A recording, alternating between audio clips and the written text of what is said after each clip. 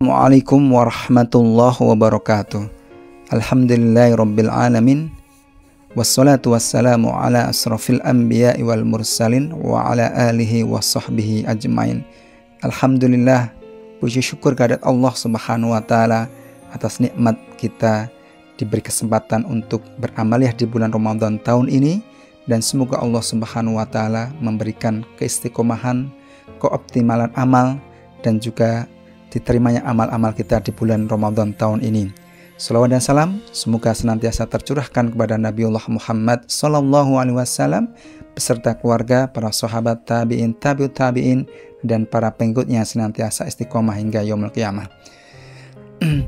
Asatidah rahimakumullah, pada kesempatan kultum kali ini sedikit saya awali dengan alasan masuk Islamnya seorang presenter yang sangat terkenal dan sampai sekarang masih diberi umur panjang, yang beliau adalah Aiman Wicaksono. Nah, beliau adalah salah satu presenter senior, presenter yang sudah malang melintang di dunia pertelevisian, baik itu di televisian nasional tentunya. Nah, yang menarik adalah beliau ketika diwawancarai memutuskan menjadi mu'alaf atau masuk Islam itu setelah membaca sebuah buku yang menjelaskan tentang mukjizat Al-Quran dari sisi jumlah bilangan dalam Al-Quran, tentang kata-kata yang berlawanan ataupun lawan kata, dan juga kata-kata yang sebab akibat.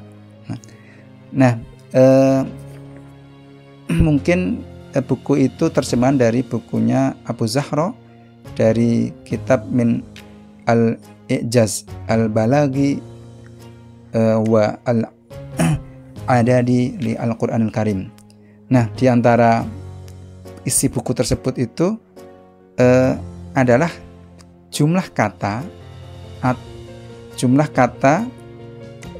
yang dengan antonimnya. Jadi, seimbang antara jumlah kata dengan jumlah bilangan kata dengan antonimnya atau lawan kata.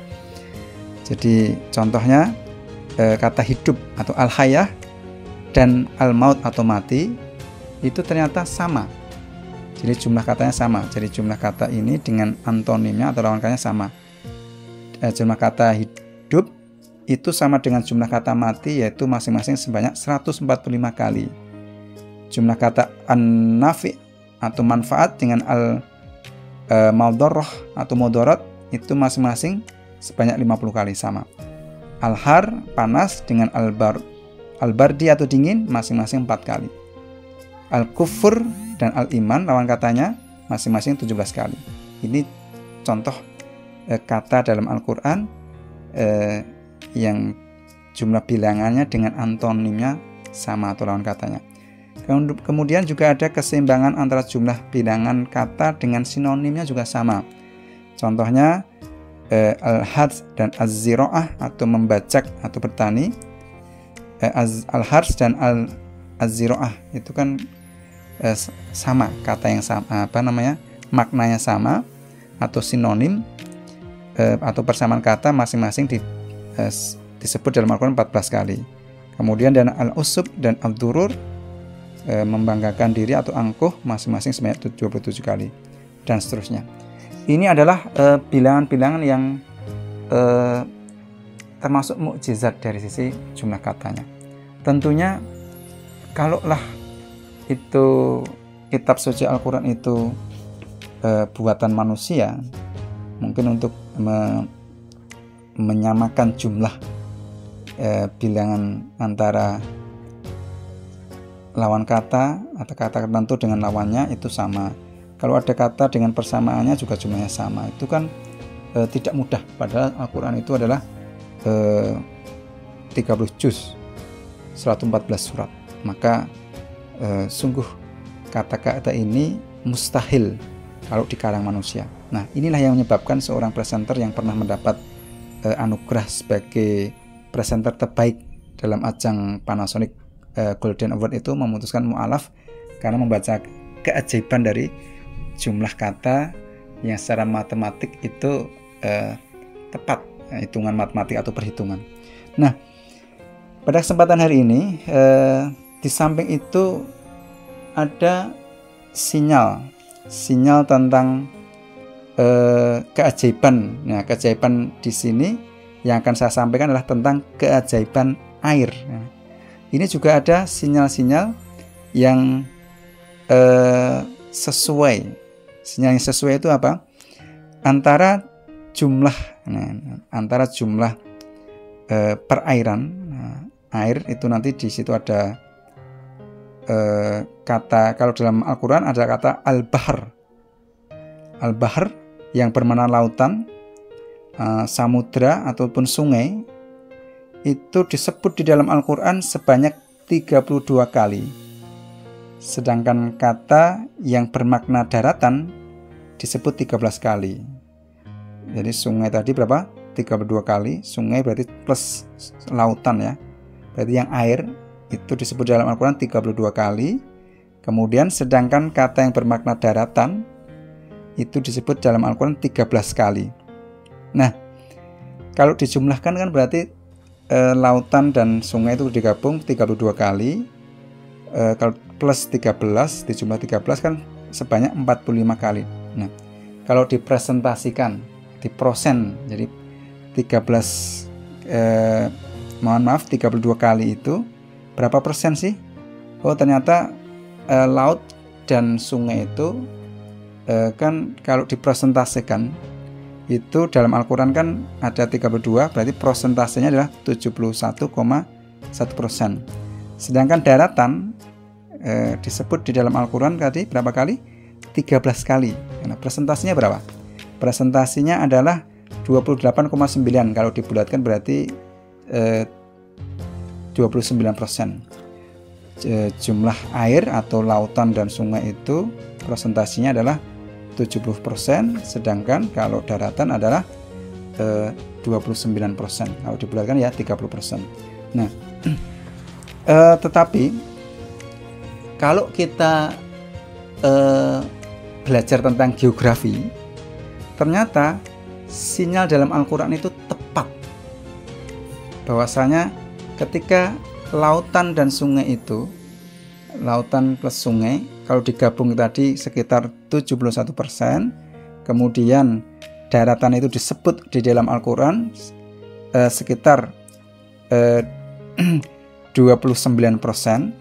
Nah, itu juga sesuai dengan fakta ilmiah bahwasanya jumlah perairan di seluruh dunia totalnya adalah 71% di permukaan bumi ini. Sedangkan sisanya 29 itu daratan. Jadi di dunia ini, bumi ini 29% terdiri dari 29% terdiri dari daratan dan 71% terdiri dari air. Nah, maka subhanallah, ini terletak juga mukjizat Al-Quran ketika menyebut air itu sebanyak berapa kali? 32 kali. Kemudian menyebut daratan sebanyak 13 kali. Maka sesuai dengan fakta yang sekarang ditemukan oleh ahli geologi, geografi, dan memang permukaan bumi kita terdiri dari 71%-nya adalah air dan 29%-nya adalah daratan. Inilah mukjizat Al-Quran yang tidak mungkin di zaman teknologi dunia atau ilmu pengetahuan sains tentang geografi, geologi, tentang oceanografi dan seterusnya itu belum secanggih sekarang, tetapi Al-Quran sudah memberitahukan bahwasanya persentase lautan air di permukaan bumi adalah sekitar 71%, daratan adalah 29%. Inilah mukjizat Al-Quran yang mana tentunya Al-Quran itu adalah pasti ketika mengabarkan sinyal-sinyal tentang sains, pasti ketika dibuktikan dengan ilmu modern, pasti sains itu benar adanya. Nah, kemudian Ini keajaiban air yang pertama tentang bilangan atau jumlah atau persentase perairan di muka bumi ini. Nah, yang sesuai dengan apa yang di dalam Al-Quran.